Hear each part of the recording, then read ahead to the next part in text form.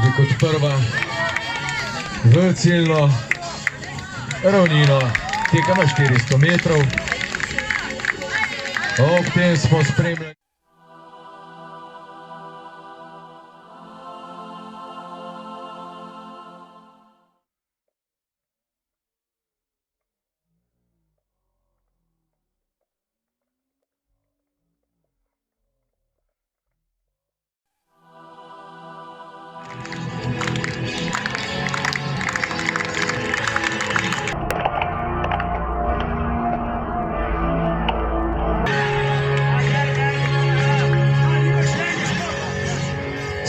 skoraj uspešen skok preko 390 cm, vendar je to zadnji tretji poskus bil Osolnik Ajde Mas Ljubljana.